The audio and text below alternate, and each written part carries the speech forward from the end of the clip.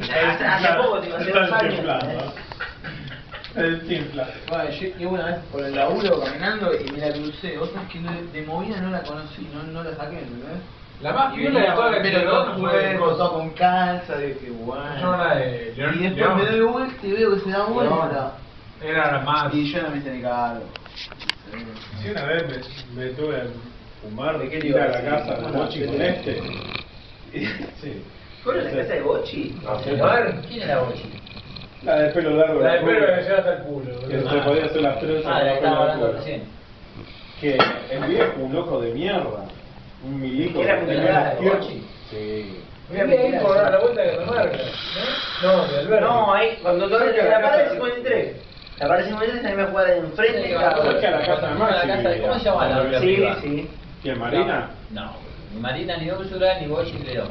La negra. negra. Como el González. González. No. ¿Cómo es el nombre? No, Sí, sí, esa González. Ah, bueno. Eleonora, ¿no era? No, Leonora era No, buena. hay más, son 5. Dijo Juan, dijo 4. La quinta es el. Era León. la negra.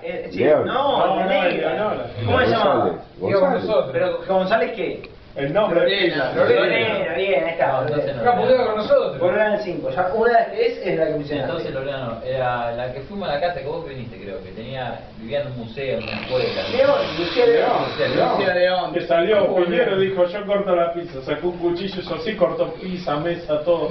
Hizo... Que a Piñero lo jodíamos con León, ¿te acordás? Sí, está con vos. Sí, está como.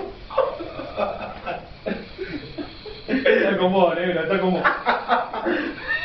Ese era vos y Maxi, era muy hijo de puta. Un día llego y me dice, no, quiero que le digas a Hugo Claro, pero era... que decida estar con él.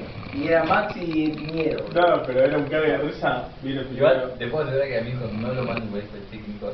No, yo dije lo mismo, ¿entendés? Por haber... Vos fíjate las historias. Estamos todos jodiendo a Piñero con Lucía León. 2 ejemplares, boludo, de la perra. ¿Y qué querés? Con el asma móvil que tenía, ese gato amarillo No, feo. boludo. Papá, mirá dónde se va a hablar, Adentro de la heladera.